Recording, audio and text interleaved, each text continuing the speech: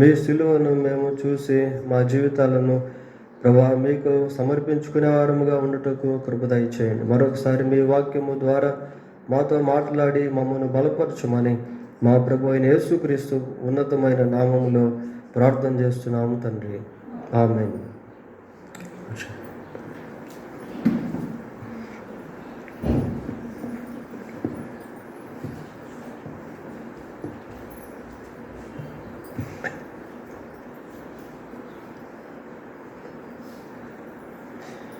ప్రియులారా, మరి దేవుని వాక్యాన్ని మనం ధ్యానం చేసుకుందాం. మానవ జీవితం ఎలాంటిది అని అంటే,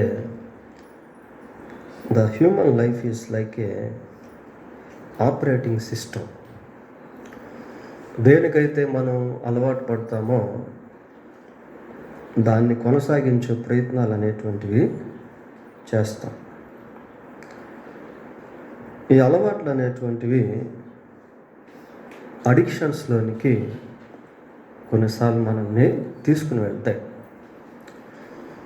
చాలామంది చైన్ స్మోకర్స్ అనేటువంటి వాళ్ళు అక్కడక్కడ మనకు కనిపిస్తూ ఉంటారు. ప్రారంభంలో వాళ్ళకి సిగరెట్ అనేది అలవాటు ఉండదు. ఏదో స్నేహితుల ద్వారానో ఎట్లాగో అలవాటు చేసుకుంటారు. ఆ అలవాటు అనేది అడిక్షన్గా మారి దే బికమ్ చైన్ స్మోకర్స్. చిన్న చిన్న అలవాట్లు వ్యసనాలుగా మారటం అనేటువంటిది సహజంగా జరుగుతుంది. ప్రియులారా, ఈ సిగరెట్ తాగేవాళ్ళు కానీ, మద్యపానం సేవించేటువంటి వాళ్ళు కానీ, గుట్కాలు తినేటువంటి వాళ్ళు కానీ, పేకాట ఆడేటువంటి వాళ్ళు కానీ, పోర్నోగ్రఫీ అశ్లీలతకరమైన దృశ్యాలను చూచేటువంటి వారు కానీ, ఇట్లా రకరకాల వ్యసనాలు మానవ జీవితంలో ఉంటాయి.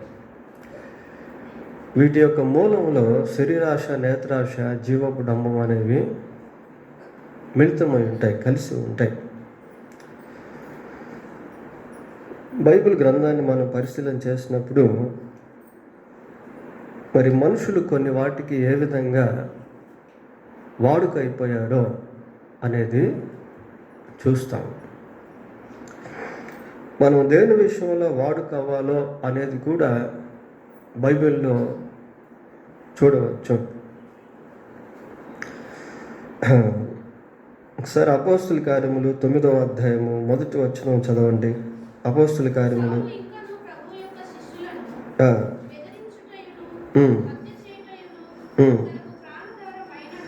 తనకు ప్రాణాధారమైనట్టు అని అంటే, బెదిరించుట, హత్య చేయుట అనేది పౌలుకి అదే ఆధారం అయిపోయింది. అంటే అది చేయకుండా ఉండలేనటువంటి స్థితి, చెప్పకుండా ఉండలేనటువంటి స్థితి, వెళ్ళకుండా ఉండలేనటువంటి స్థితి, తినకుండా ఉండలేనటువంటి స్థితి, తాగలేకుండా ఉండలేనటువంటి స్థితి, అడిక్షన్స్. ప్రియులారా, అంటే పౌలు యొక్క జీవితంలో ప్రాణాధారముగా ఏమున్నాయి అంటే సంఘాన్ని బెదిరించుట, హత్య చేయుట. అంతకుముందు పౌలు జస్ట్ స్టెఫెన్ని మనుషులు చంపేటువంటి సమయంలో వారి యొక్క వస్త్రాల దగ్గర కావలివాడిగా ఉన్నటువంటి వ్యక్తి. వాళ్ళు స్టెఫెన్ను చంపారు. పౌలు ఎంతమందిని చంపాడో మనకు తెలియదు.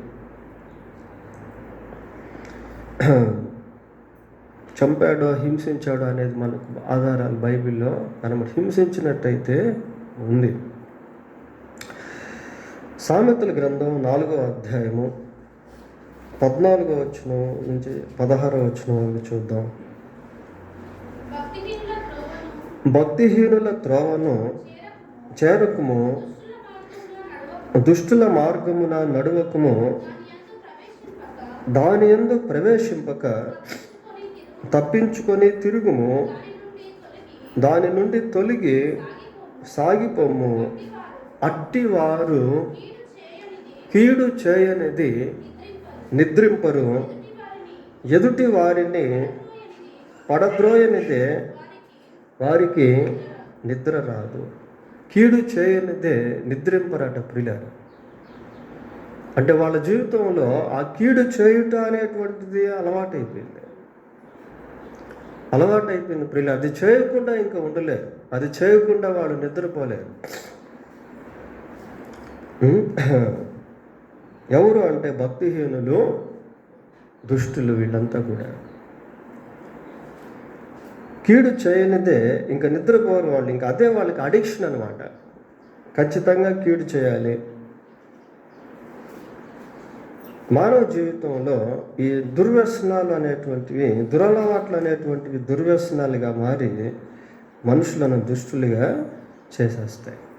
హోషేయ గ్రంథం 4వ అధ్యాయము, హోషేయ గ్రంథం 4వ అధ్యాయము 2వ వచనం ఒకసారి చదువుదాం. అబద్ధ సాక్ష్యము పలుకుటయు, అబద్ధమాడుటయు, హత్య చేయుటయు, దొంగిలించుటయు, వ్యభిచరించుటయు వాడుకాయను. అలవాటైపోయింది ప్రియులారా. అంటే వాడుకాయను అంటే ఏంది? అలవాటైపోయింది. వాటికి అలవాటు పడిపోయారు. మనం కొన్నిసార్లు అలవాట్లో పొరపాటు అని అంటాం. ఏదైనా మిస్టేక్ జరిగితే అలవాట్లో పొరపాటు అంటాం. మంచిదే, అలవాట్లో పొరపాటు అయితే మంచిదే, కానీ అలవాట్లు కావు. ఇప్పుడు ఇక్కడ అలవాట్లు అయిపోయినాయి. హోషేయ గ్రంథంలో మనం చూస్తున్నప్పుడు ఏమని చదువుతున్నాము? అబద్ధ సాక్ష్యములు పలుకుటయు, అబద్ధమాడుటయు. చూడండి ప్రియులారా, అబద్ధ సాక్ష్యాలు. ఎవరైనా బాగుంటే చూడలేనటువంటి స్థితి, వాళ్ళ సాక్ష్యాన్ని ఏదో ఒక విధంగా పాడు చేయాలనేటువంటి తలంపు. ఈ అబద్ధ సాక్ష్యం అనేది చాలా వెయిట్ వర్డ్. ఇది దేవుడు మనకి ఇచ్చిన 10 ఆజ్ఞలలో, నిర్గమకాండం 20వ అధ్యాయం 10 ఆజ్ఞలు ఉన్నాయి కదా. ఈ 10 ఆజ్ఞల్లో ఒక ఆజ్ఞ ఏంటి అంటే, నీ పొరుగు వాని మీద అబద్ధ సాక్ష్యము పలకొద్దు. యేసు ప్రభువును సిలువ వేసేటువంటి టైంలో కొద్దిమంది అబద్ధ సాక్షులను పిలుచుకొచ్చి సాక్ష్యాలు చెప్పించారు. కోర్టులో చాలా జరుగుతాయి ప్రియులారా అబద్ధ సాక్ష్యాలు. కోర్టులో చాలా అబద్ధ సాక్ష్యాలు ఉంటాయి. అది వాడుకైపోయింది, అలవాటైపోయింది. న్యాయస్థానమే, కానీ అబద్ధ సాక్ష్యాలు. అబద్ధ సాక్ష్యం పలుకుటయు, అబద్ధమాడుటయు, హత్య చేయుటయు, దొంగిలించుటయు, వ్యభిచరించుటయు వాడుకయ్యను. వాడుకైపోయిందంట ప్రియులారా. అంటే అలవాటైపోయింది. దొంగతనాలు చేయకుండా ఉండలేరు, నరహత్యలు చేయకుండా ఉండలేరు, వ్యభిచారం చేయకుండా ఉండలేరు. వాడుకైపోయింది.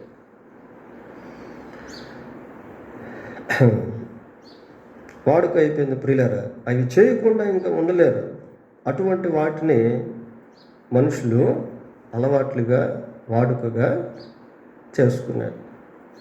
రాజుల 2వ గ్రంథం 17వ అధ్యాయము, రాజుల 2వ గ్రంథం 17వ అధ్యాయము 17వ వచనం చదువుదాం. ఎవరమ్మా? మరియు తన కుమార్తెలను చదవండి. అగ్నిగుండమును దాటించి,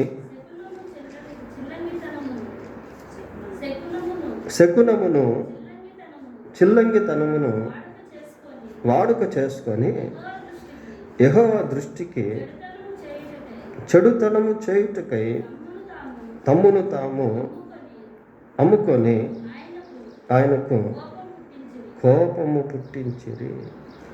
తమ కుమార్తెలను అగ్నిగుండమును దాటించి. ఇవన్నీ అన్య సంబంధమైన ఆచారాలు ప్రియులారా.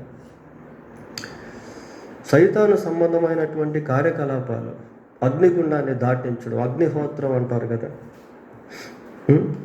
తమ కుమార్తెలను అగ్నిగుండమును దాటించి శకునమును, చిల్లంగితనమును వాడుక చేసుకొని ఏం వాడుకైందట, ఏం అలవాటు చేసుకున్నారు? శకునమును చిల్లంగితనమును వాడుక చేసుకున్నారు. ఇవి సైతాను సంబంధమైన కార్యాలు. శకునాలు చూడడం, చిల్లంగితనము, జ్యోతిష్యాలు, ఇవన్నీ కూడా సైతాను సంబంధమైన కార్యాలు. పిల్లల్ని అగ్నిగుండంలో దాటించడం, పిల్లల్ని బలి ఇవ్వడము, పిల్లల్ని తీసుకెళ్ళి మరి దేవదాసి సిస్టంలో పెట్టడము, ఇవన్నీ సైతాను సంబంధమైన కార్యక్రమాలు. ఈ మనుషులకు అలవాటు చేసుకున్నారు ప్రియులారా.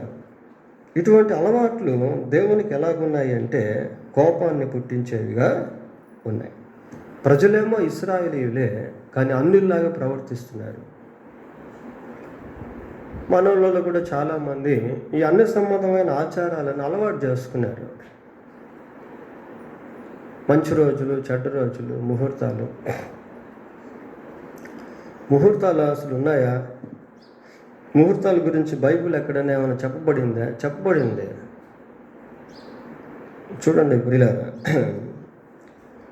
దినవృత్తాంతములు 2వ గ్రంథం 33వ అధ్యాయం 6వ వచనం చదువుకుందాం. 33:6. బెన్హినోము లోయందు తన కుమారులను అగ్నిగుండము దాటించి ఏదంట ముహూర్తములను విచారించుచు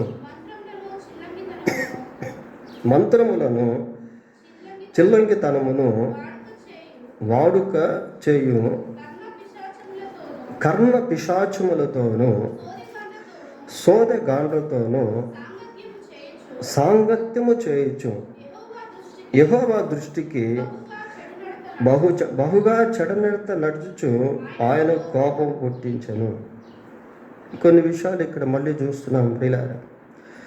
దాటించి ముహూర్తములను విచారించచ్చు. ముహూర్తాలు, మంచి ముహూర్తం పెట్టండి, ఏ రోజు మంచిదో చెప్పండి, ఏ గడియ మంచిదో చెప్పండి. ప్రియులారా, ఏ రోజైనా మంచిదే. నీవు ప్రార్థన చేసుకొని ముందుకు వెళ్తే నీకు అనుకూలమైనటువంటి దాన్ని బట్టి, దేవుడు నీకు ఇచ్చేటువంటి అవకాశాన్ని బట్టి ఏ రోజైనా మంచిది. Every day is created by God. 6 దినాలను ఆయనే చేశాడు ప్రియులారా. సూర్యచంద్ర నక్షత్రాలను నియమించిన వాడు ఆయనే. కాలాన్ని, సమయాన్ని నియమించినటువంటి వాడు ఆయనే.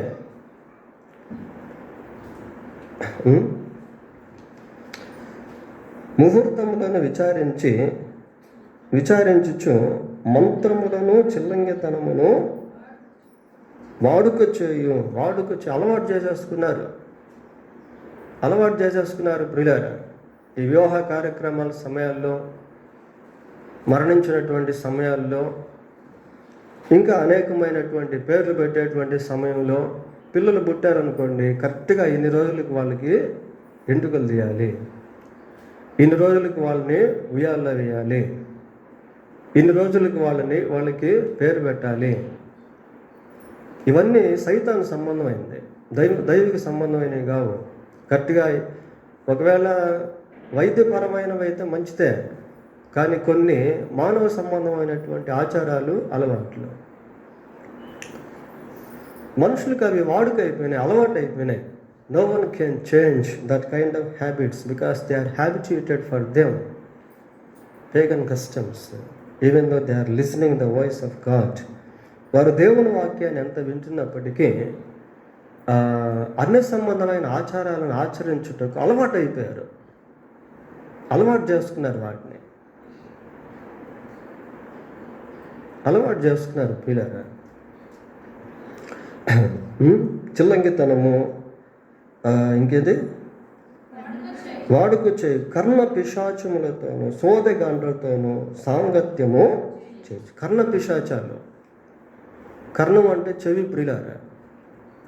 ఈ కర్ణ పిశాచాలను ఆధారం చేసుకొని చాలామంది ధనాన్ని సంపాదించే వాళ్ళు కూడా ఉన్నారు.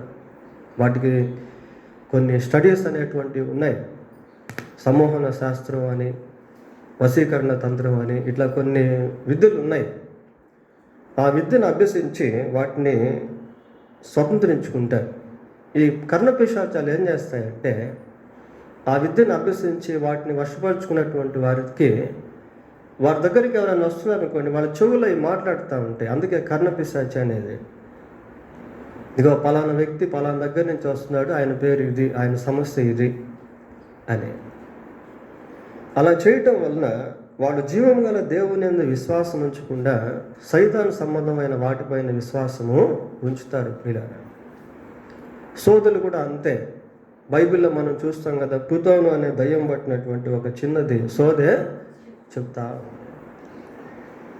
కాబట్టి వాటి దగ్గరికి వెళ్ళకూడదు. ప్రభు సన్నిధిలో ప్రార్థన చేసుకోవాలి. ప్రభు సన్నిధిలో ప్రార్థన చేసుకోవాలి ప్రియులారా. We must pray for everything in God's presence to be led by him. ఆయన ద్వారా నడిపించబడేదానికి ప్రతి విషయంలో ప్రార్థన చేయాలి. ప్రభువా, మరి పెళ్ళి ఎప్పుడు చేసుకోవాలి, ఎలా చేసుకోవాలి, ఏ రోజు చేసుకోవాలి, అడగండి దేవుణ్ణి. దేవుడు మీకు సహాయం చేస్తాడు ప్రియులారా. If we follow the guidance of God, God will definitely help us. వారు ప్రార్థన చేయుచుండగా నేను వారిని నడిపిస్తాను. అట్ట ప్రార్థనతో ముందుకు వెళ్ళాలే తప్ప అన్ని సంబంధమైన ఆచారాలకు వెళ్ళకూడదు పిల్ల. వాటిని అలవాటు చేసుకోకూడదు. వాటిని అలవాటు చేసుకోవడం వల్ల నీవు దేవుని కార్యాలను అనుభవించలేవు. నీ పిల్లల పైన సైతాను శక్తులు పనిచేసేదానికి అవకాశాలు ఉంటాయి. వాళ్ళ మెళ్ళలో తాళ్ళు కట్టడం, దారాలు కట్టడం, మొలతాళ్ళు తాయెత్తులు వేయడం, దిష్టులు తీయడం, తీసుకెళ్ళి అక్కడ 4 రోడ్లు కలిసే స్థలంలో పెట్టడం, ఇవన్నీ చేయకూడదు. ఇవన్నీ సైతాను సంబంధమైనవి. కానీ ప్రజలు ఏం చేశారంటే వాటికి అలవాటు అయిపోయారు. They have double minded. రెండు మనసులు కలిగి ఉంటారు ప్రియులారా, ద్విమనస్కులు. అట్లాగా ఉండకూడదు. కాబట్టి ఈ అలవాట్లు అనేటువంటివి వ్యసనాలుగా మారిపోతాయి ప్రియులారా. హోషేయ గ్రంథం 12వ అధ్యాయము 7వ వచనం. హోషేయ గ్రంథం 12వ అధ్యాయం 7వ వచనం.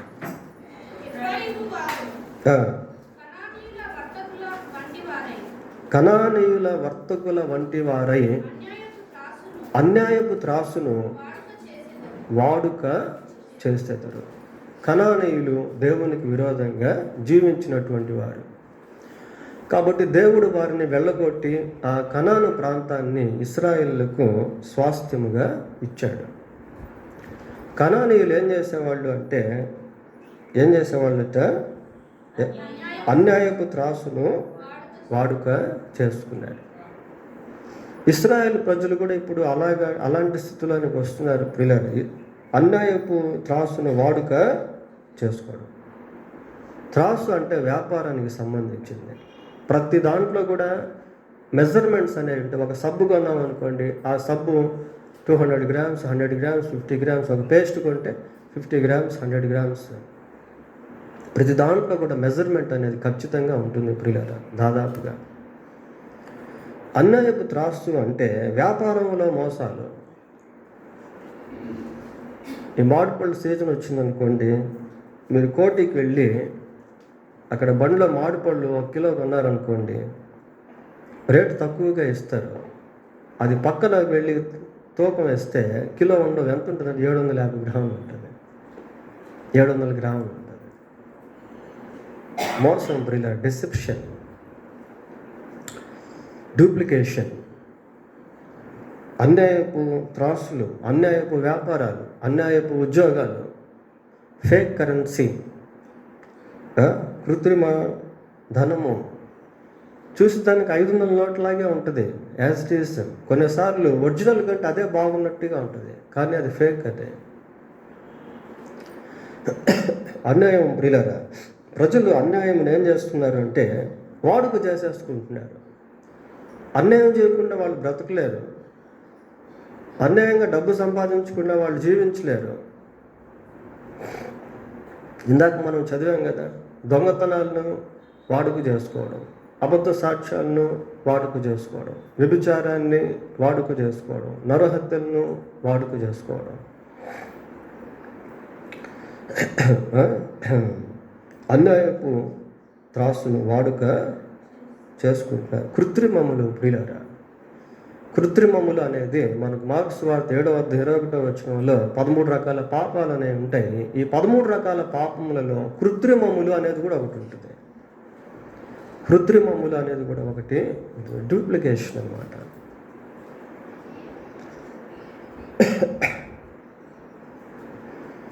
కాబట్టి మానవ జీవితం ఒక ఆపరేటింగ్ సిస్టమ్. అదే మనం దేనికైతే అలవాటు పడతామో అవి మన జీవితంలో అలవాట్లుగా మారిపోతాయి, వ్యసనాలుగా మారిపోతాయి.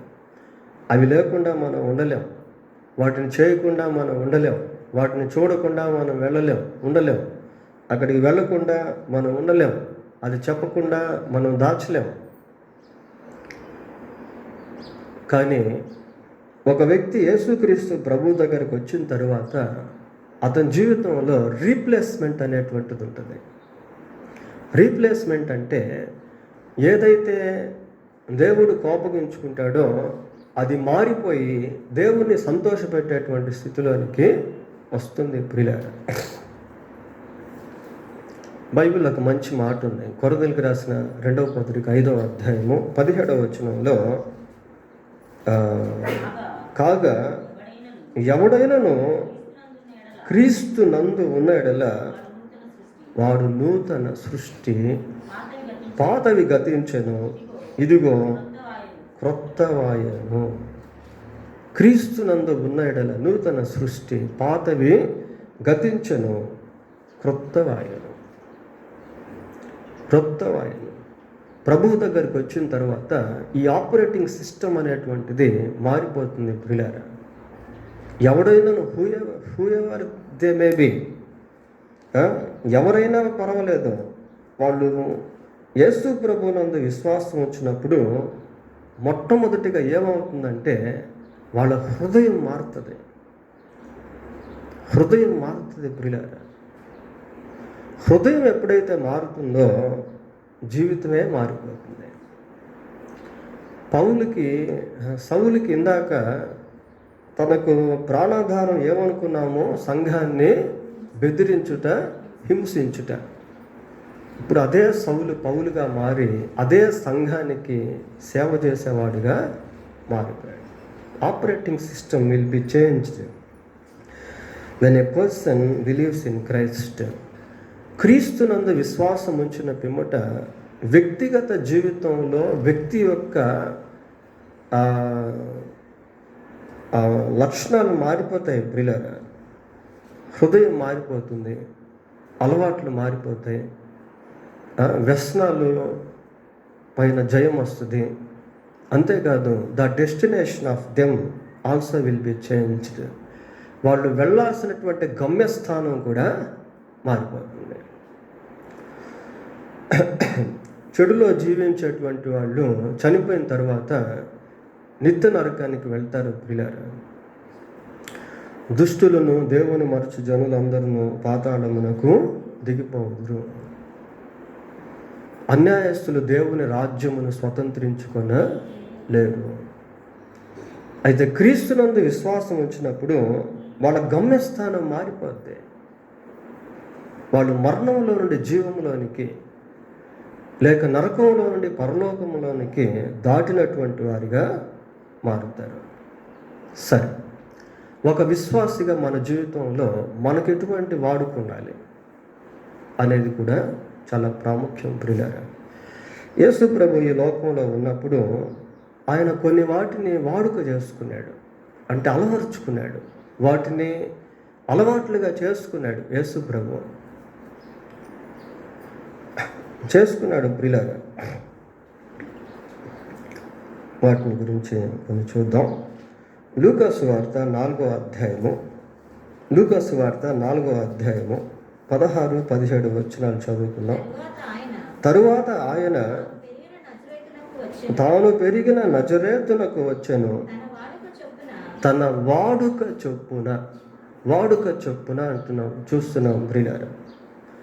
అంటే యేసు ప్రభు జీవితంలో అది అలవాటుగా ఉంది. అది ఆయన జీవితంలో ఒక భాగముగా మారిపోయింది. వాడుక చొప్పున విశ్రాంతి దినమునందు సమాజ మందిరములోనికి వెళ్ళి చదువుటకై నిలుచుండగా. చాలా ప్రభు యొక్క జీవితంలో ఉన్నటువంటి గొప్ప అలవాటు ఏంటి అంటే విశ్రాంతి దినమందు సమాజ మందిరానికి వెళ్ళటం. అక్కడ ఒక మాట చూస్తున్నాం ప్రియులారా, మళ్ళా చదవండి ఒకసారి. తరువాత ఆయన తాను పెరిగిన నజరేతునకు వచ్చెను. అంటే ప్రభువు ఒక్క స్థలంలో ఉన్నటువంటి వాడు కాదు. ఒకరోజు గలీలయలో ఉంటే ఇంకొక రోజు నజరేతులో ఉండేవాడు. ఒకరోజు నజరేతులో ఉంటే ఇంకొక రోజు బేతనియాలో ఉండేవాడు. కానీ ఎక్కడున్నా కూడా ఆయనకు ఒక వాడుక అనేది ఉంది. ఏంటి అంటే విశ్రాంతి దినమందు సమాజ మందిరానికి వెళ్ళడం. దీంట్లో మనం నేర్చుకోవాల్సిన పాఠం ఏంటి అంటే మనం ఏ ఊరిలో వెళ్ళినా, ఏ ఊరిలో ఉన్నా, ఏ ఊరికి వెళ్ళినా ఆదివారం రోజు దేవుని సన్నిధికి వెళ్ళుట అనేది మన జీవితంలో ఒక భాగముగా పెట్టుకోవాలి, ఒక వాడుకగా పెట్టుకోవాలి, ఒక అలవాటుగా పెట్టుకోవాలి, ఒక వ్యసనముగా పెట్టుకోవాలి ప్రియులారా. ఒక విశ్వాసి దేవుని సన్నిధికి వెళ్ళకుండా ఉండలేదు. How can we be silent without going to the sanctuary, the presence of God on Sundays? ఆదివారం రోజు దేవుని సన్నిధికి వెళ్ళకుండా మనం ఎలా ఉండగలము ప్రియులారా? ఎలా ఉండగలము? ప్రభువు నజరేతుకు వచ్చినప్పుడు అక్కడ విశ్రాంతి దినమందు సమాజ మందిరానికి వెళ్తున్నాడు. ఆ రోజుల్లో విశ్రాంతి దినము శనివారము. ఈ రోజుల్లో ఆదివారం అనేది ప్రభు దినమందు ప్రభు దగ్గరికి వెళ్ళాలి, ప్రభువుతో సమయం గడపాలి. ఇందాక మొదటి వర్తమానంలో విన్నాం కదా, యేసు ప్రభువుతో సహవాసాన్ని దేవుడు మనకు ఏర్పాటు చేశాడు. యెషయా గ్రంథం 58వ అధ్యాయము 13వ వచనం చదువుకుందాం ప్రియులారా. యెషయా గ్రంథం 58వ అధ్యాయము 13వ. విశ్రాంతి దినమున వ్యాపారము చేయకుండా నాకు ప్రతిష్ఠితమైన దినమని నీవు ఊరకుండిన ఎడల విశ్రాంతి దినము మనోహరమైనదనియు యెహోవాకు ప్రతిష్ఠిత దినమనియు ఘనమైనదనియు అనుకొని దాన్ని ఘనముగా ఆచరించిన ఎడల నీకు ఇష్టమైన పనులు చేయకయు వ్యాపారము చేయకయు లోకవార్తలు చెప్పుకొనకయు ఉండిన ఎడల నీవు యెహోవా యందు ఆనందించదువు.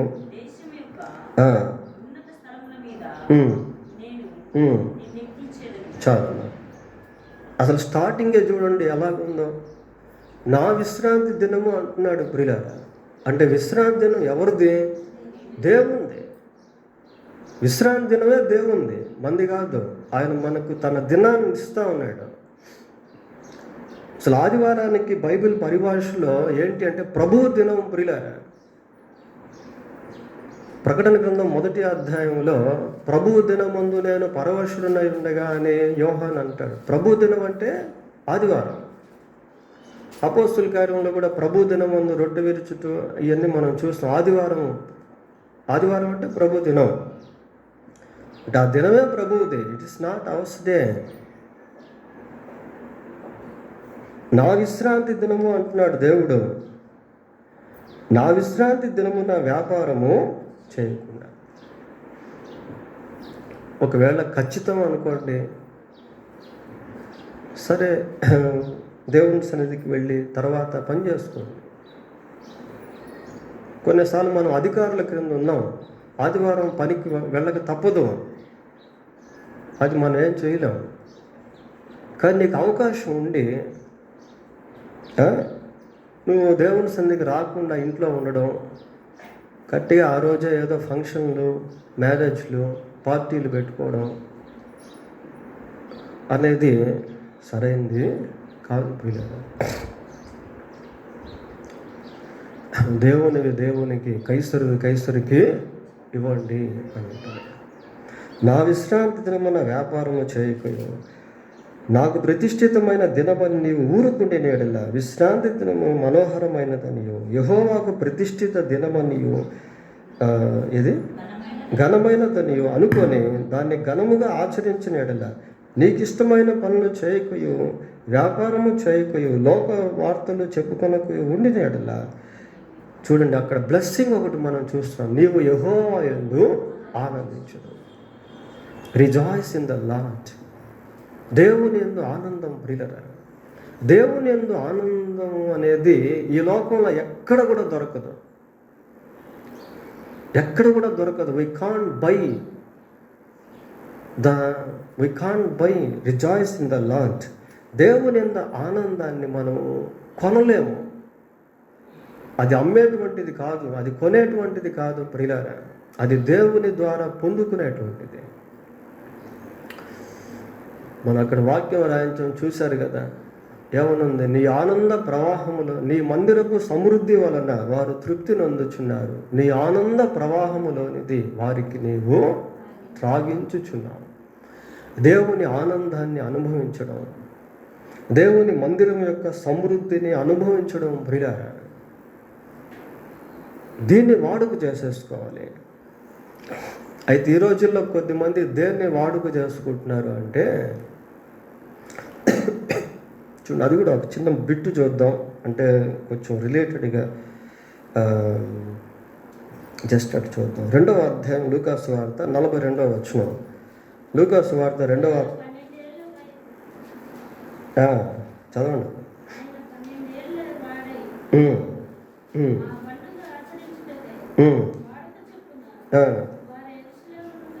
తల్లిదండ్రులు యెరూషలేముకి వెళ్తున్నారు ప్రియ, వాడుక చొప్పున ఏటేటా పండుగకి వెళ్తున్నారు. ఇక్కడ కాంటెస్ట్ వేరు. కానీ దీంట్లో మనం ఆలోచించాల్సింది ఏంటి అంటే, పండుగకు ఒక్కసారి మందిరానికి వెళ్ళేది అలవాటు చేసుకోవాలి. వాళ్ళని ఏమంటారంటే పండగ క్రైస్తవులు అంటారు. క్రిస్మస్ రోజే కనిపిస్తారు, ఇంకా మిగతా రోజులు ఎప్పుడు కనిపించరు పిల్లలు. మిగతా రోజులు ఎప్పుడు కనిపించరు. సంవత్సరానికి ఒకసారి క్రిస్మస్ వస్తుంది కదా, ఆ రోజే కనిపిస్తారు. కొద్దిమంది అకేషనల్ క్రిస్టియన్స్ ఏదైనా ప్రత్యేకమైన కార్యక్రమాలు ఉన్నప్పుడు మాత్రమే కనిపిస్తారు, తర్వాత కనిపించరు. కొద్దిమంది సండే క్రిస్టియన్స్ ఆదివారం మాత్రమే కనిపిస్తారు, వాళ్ళు మిగతా వారాల్లో ఎక్కడ కనిపించరు. ఒకవేళ ఏదైనా నిజంగా పనులుండి ఆరోగ్యం బాగలేకుండా లేదా రాలేని పరిస్థితిలో ఉంటే అది వేరే సంగతి. ఒకవేళ నీకు వచ్చేదానికి అవకాశం ఉంది, బైబిల్ స్టడీ కానివ్వండి, విజ్ఞాపన ప్రార్థన కానివ్వండి, అవకాశం ఉంది, కొద్ది సమయం దేవుని సన్నిధిలో గడుపుట అనేది నీకెంతో దీవెన. అట్లాంటి వాటిని కూడా వాడుక చేసుకోవడం ప్రియులారా, వాడుక చేసుకోవడం. కొన్ని ప్రాంతాల్లో సంఘానికి వెళ్ళాలి అంటే చాలా దూరం ఉంటుంది. కనీసం మందిరంలో ప్రేయర్ జరిగేది ½ an hour అయితే వెళ్ళి వచ్చేదానికి 2 hours. అయినా కూడా వెళ్తారు కొద్దిమంది. ఎందుకు అంటే వాళ్ళు దాన్ని వాడుక చేసుకున్నారు. ఒక వ్యసనం లాగా ప్రియులారా దేవుణ్ణి సేవించడం. 43వ కీర్తన 42వ కీర్తన మొదటి 2 వచనాలు చదవండి. 42వ కీర్తన మొదటి 2 వచనాలు. దుప్పి నీటి వాగుల కొరకు ఆశపడినట్లు దేవా నీ కొరకు నా ప్రాణము ఆశపడు. ఒక వ్యసనం ప్రియులారా. It is like A devotional addiction. దైవిక సంబంధమైనటువంటి వ్యసనము. దుప్పి నీటి వాగుల కొరకు ఆశపడినట్లు దేవా నీ కొరకు నా ప్రాణము ఆశపడుచుంది. నా ప్రాణము దేవుని కొరకు తృష్ణ కొనుచున్నది, జీవము గల దేవుని కొరకు తృష్ణ కొనుచున్నది. దేవుని సన్నిధికి నేను ఎప్పుడు వచ్చేదను, ఆయన సన్నిధిని నేను ఎప్పుడు కనపడను. చూడండి ప్రియులారా, ఒక వ్యసనంలాగా, ఒక అలవాటులాగా వెళ్ళకుండా ఉండలేము. యేసు ప్రభు ఈ లోకంలో ఉన్నప్పుడు సమాజ మందిరానికి వెళ్ళేది ఆయన జీవితంలో ఒక భాగముగా ఉన్నట్టు మనము చూస్తూ ఉన్నాం ప్రియులారా. తర్వాత ప్రభువుని గురించి ఆలోచిస్తే లూకా సువార్త 22వ అధ్యాయం 39వ వచనం చూడండి. 22:39. తరువాత ఆయన బయలుదేరి తన వాడుక చొప్పున ఒలీవల కొండకు వెళ్ళగా, వాడుక చొప్పున ఒలీవల కొండకు వెళ్తా ఉన్నాడు. అంటే ఒలీవల కొండకు వెళ్ళేదానికి ప్రభు తన జీవితంలో వాడుక చేసుకున్నాడు, అలవాటు పడ్డాడు. ఎందుకు ఆయన ఒలీవ కొండకు వెళ్తున్నాడు అని అంటే 41వ వచనం చదవండి.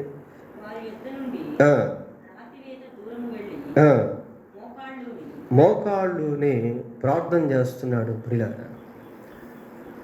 అంటే యేసుక్రీస్తు ప్రభు ప్రార్థన చేసేటువంటి దానిని తనకు అలవాటుగా చేసుకున్నాడు, వాడుక చేసుకున్నాడు.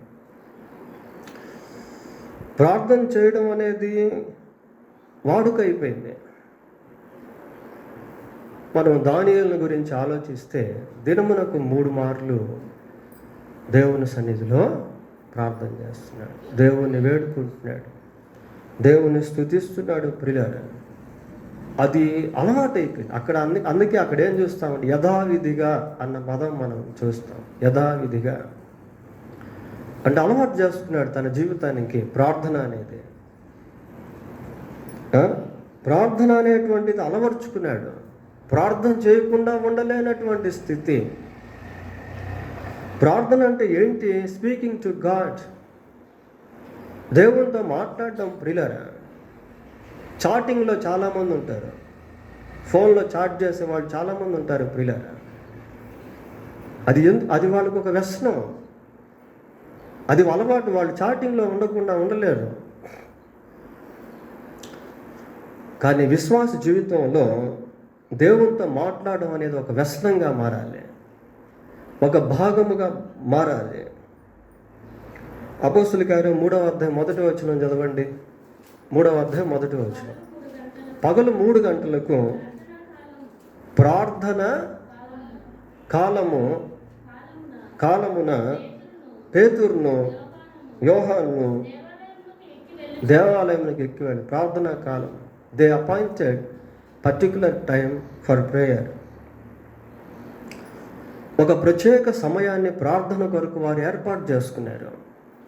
ఆ సమయంలో వాళ్ళు ప్రార్థన చేస్తున్నారు ప్రియులారా. ప్రార్థన అనేటువంటిది జీవితంలో ఒక భాగముగా మారాలి. దాన్ని అలవాటు చేసుకోవాలి, దాన్ని వ్యసనంగా మార్చుకోవాలి ప్రియులారా. ఇప్పుడు మనకున్నటువంటి ఫ్రీడమ్ ఏంటి అని అంటే స్వేచ్ఛ. ఎప్పుడైనా ఎక్కడైనా ప్రార్థన చేసుకోవచ్చు. యెరూషలేముకి వెళ్ళే ప్రార్థన చేసుకోవాలని లేదు, ఒలీవ కొండకు వెళ్ళే ప్రార్థన చేసుకోవాలని లేదు.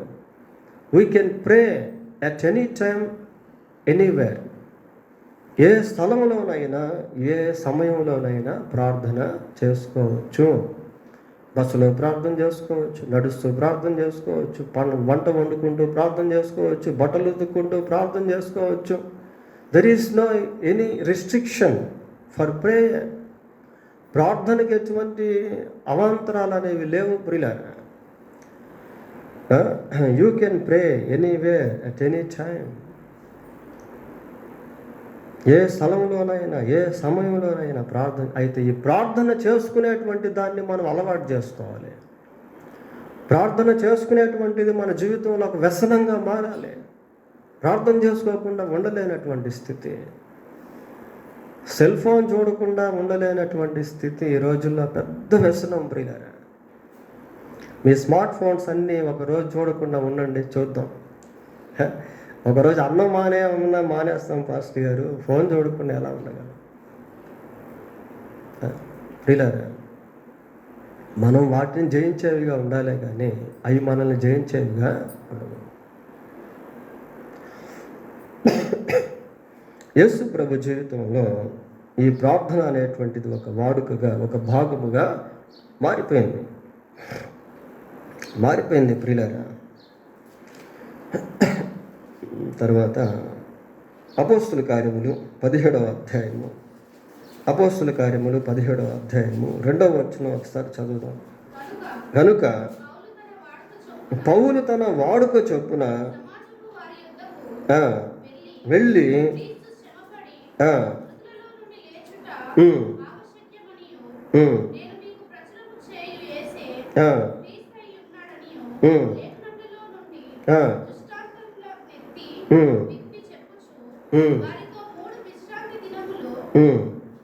చాలా ప్రియులారా, ఇక్కడ పౌలు యేసు ప్రభు యొక్క సువార్తను ప్రకటించుటలో వాడుక చేసుకున్నాడు.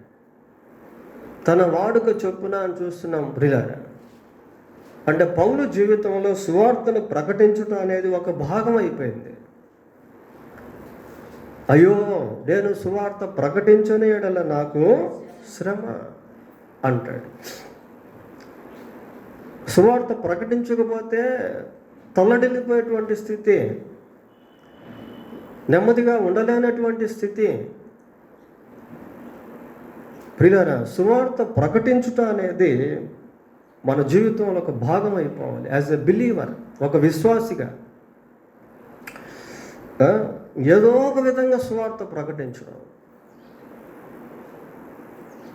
ఏదో ఒక విధంగా ఇతరులకు దేవుని సువార్త అందించడం. It should be a habit. ఇదొక అలవాటుగా చేసుకోవడం ప్రియులారా, ఇదొక వ్యసనంగా మార్చుకోవడం.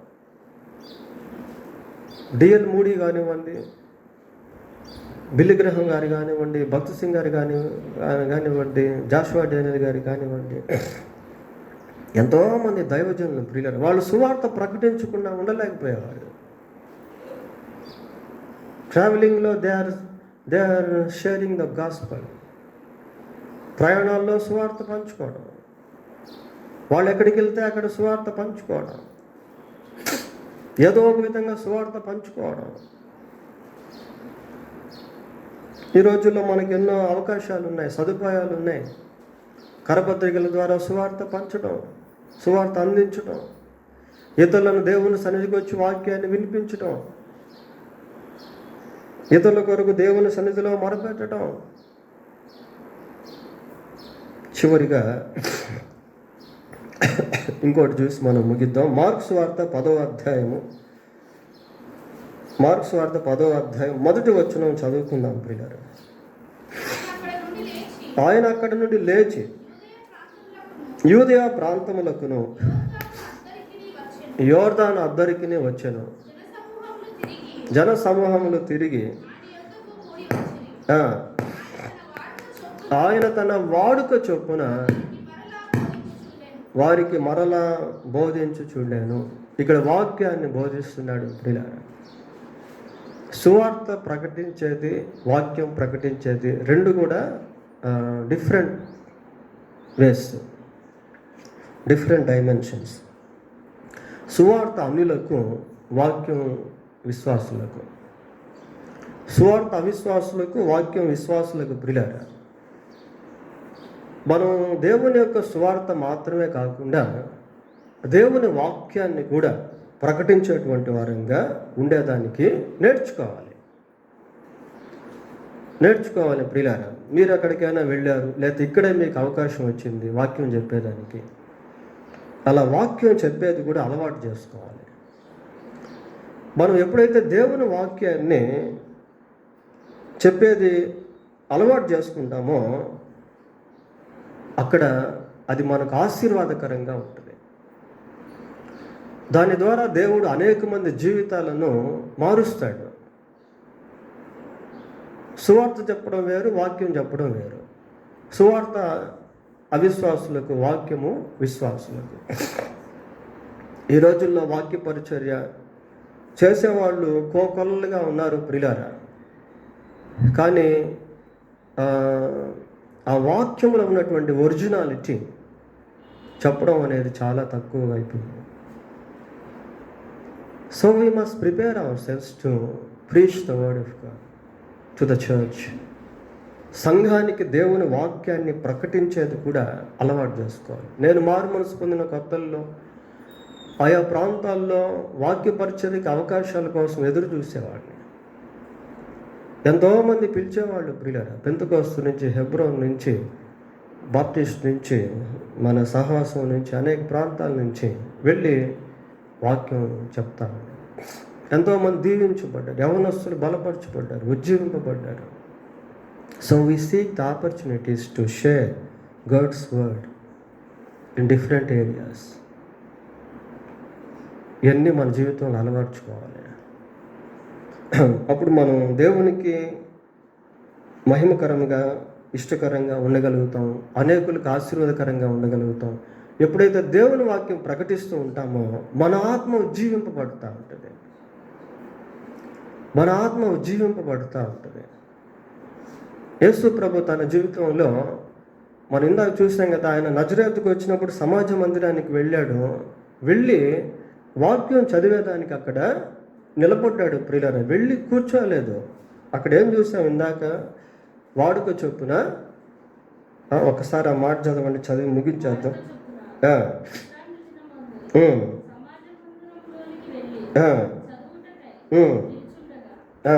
చాలు. చదువుటకై నిల్చుండగా. ఆ రోజుల్లో రబ్బీలు, బోధకులు వాక్యాన్ని చదివేవాళ్ళు. ఈ రోజుల్లో బోధకులు వాక్యాన్ని విపులీకరిస్తున్నారు. ఎక్స్ప్లెనేషన్ అంటే వివరించుట అనేది దేవుడు ఇచ్చాడు.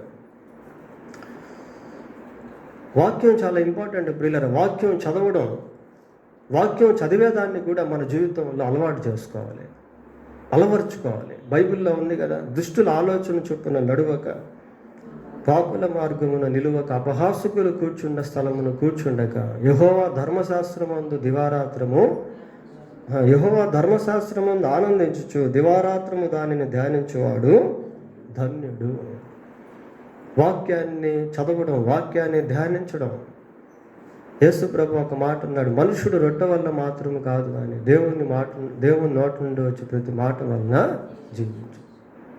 కనుక వాక్యాన్ని చదవడం కూడా మన దైనందిన జీవితంలో ఒక భాగం అయిపోవాలి. మన అనుదిన జీవితంలో వాక్య పఠనం అనేది ఒక భాగం అయిపోవాలి. వాక్యాన్ని చదవాలి ప్రియులారా. వాక్యం మనం చదువుతూ ఉంటే మన ఆత్మ ఆకలి దప్పులు తీర్చబడుతూ ఉంటుంది, బలపరచబడుతూ ఉంటుంది, ఆత్మకు శక్తి కలుగుతుంది. ఇవన్నీ మన జీవితంలో భాగాలుగా చేస్తాం. ఇంకా అనేకమైనవి ఉన్నాయి, కొన్నే మనం చెప్పుకున్నాం. సరే, ప్రార్థన చేసుకుందాం. ప్రార్థన. పరిశుద్ధుడు అయిన మా తండ్రి, మీకు వందనాలు, స్తోత్రాలు. విన్న వర్తమానం విన్న మాకందరికీ దీవెనకరంగా చేయమని మా ప్రభు అయిన యేసుక్రీస్తు పరిశుద్ధమైన నామంలో ప్రార్థన చేస్తున్నాము తండ్రి. ఆమేన్.